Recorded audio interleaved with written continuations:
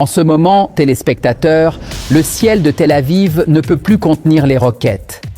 La terre avale ce qui reste des illusions de dissuasion cette nuit, face à une vague massive de roquettes frappant Tel Aviv et ses environs dans l'une des nuits les plus violentes que le front intérieur ait connues depuis le début de cette confrontation.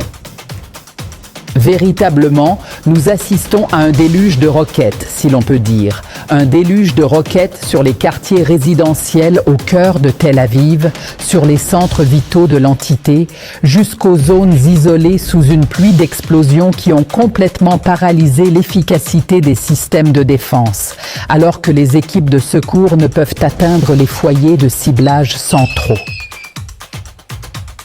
Nous vivons donc une nuit exceptionnelle en Israël après une vague massive de roquettes visant la grande région de Tel Aviv, une évolution décrite comme l'une des plus violentes sur le front intérieur depuis le début de cette confrontation. Ce qui est surprenant ici, c'est l'intensité du feu observé lors de cette frappe, alors que nous en sommes au 15e jour de cette escalade. Pourtant, le rythme des événements cette nuit semble totalement différent des jours précédents, avec ce nombre important de roquettes atteignant profondément les zones urbaines densément peuplées au cœur de Tel Aviv. Les sirènes d'alerte retentissent sans cesse dans plusieurs quartiers, dont Pavli, Yad Eliyahu et les environs de la rue Ibn Gvirol.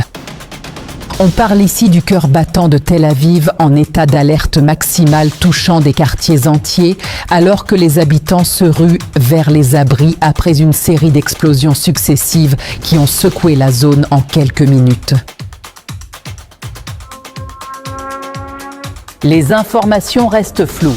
Pour l'instant, Raed, on observe missile après missile dans un bombardement continu qui ne leur laisse pas le temps de souffler ni de compter les victimes. Les explosions secouant la ville en quelques minutes, créant une scène inédite dans cette confrontation.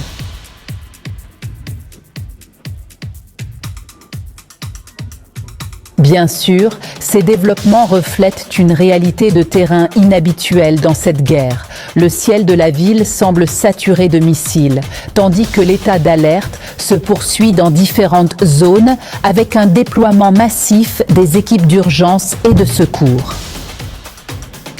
On observe des colonnes de fumée s'élever de plusieurs endroits dans la ville, tandis que les autorités continuent d'imposer des mesures de sécurité renforcées autour des zones touchées par les roquettes ou leurs éclats pour tenter de contenir les effets de cette frappe inhabituelle.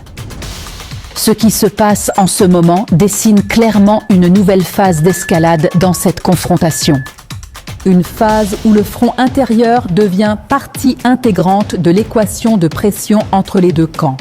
Tous les regards se tournent maintenant vers les prochaines heures qui pourraient apporter de nouveaux développements dans cette confrontation qui entre dans l'une de ses phases les plus tendues depuis le début. Raid, au-delà des flammes qu'on voit, quelque chose de plus profond brûle ce soir à Tel Aviv. On ne parle pas de chute de roquettes, mais d'effondrement d'un concept. Cette frappe ne visait pas que la géographie, mais le nerf mental de ceux qui pendant 70 ans croyaient posséder un ciel impénétrable. Exactement, Allah. Et cela nous amène à nous interroger sur le cœur de ce qui se passe ce soir. La question ici ne porte pas seulement sur le nombre de roquettes ou leur point de chute, mais sur la question plus large qui commence à se poser en Israël même.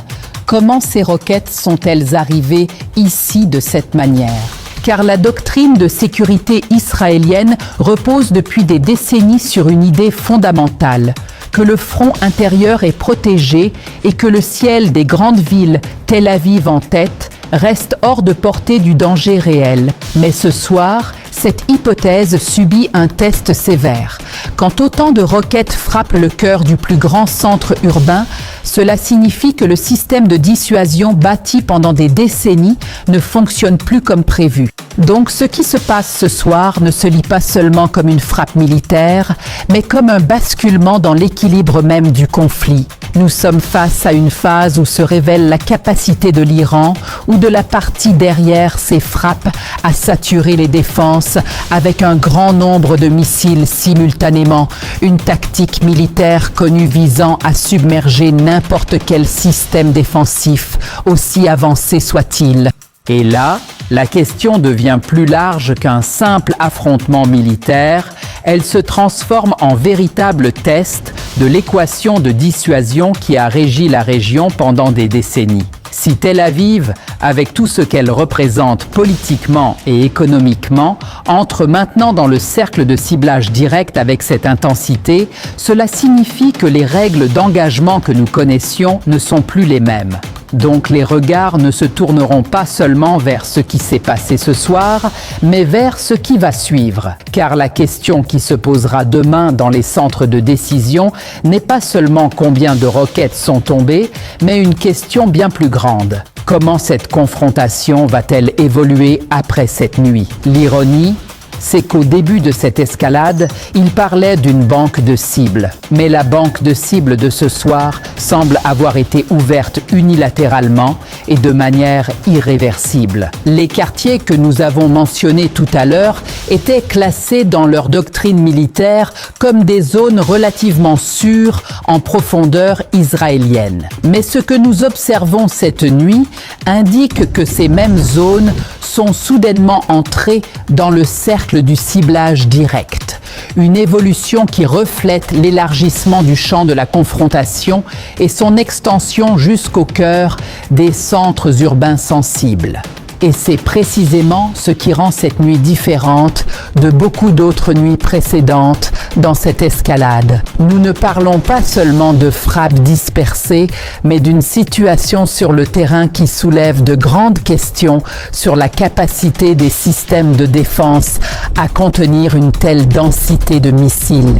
Ainsi, les répercussions de ce qui s'est passé cette nuit ne se mesureront pas seulement au nombre de sites touchés par les frappes, mais aussi les questions stratégiques que ces événements poseront dans les centres de décision dans les heures et jours à venir.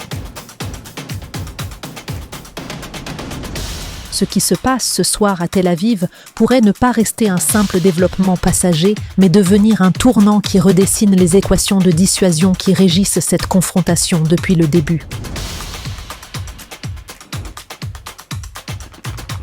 Alors que l'état d'alerte persiste dans plusieurs villes et que les évaluations sur le terrain se poursuivent, tous les regards restent tournés vers les heures à venir qui pourraient révéler les véritables répercussions de cette nuit, déjà décrite comme l'une des plus sensibles de cette escalade.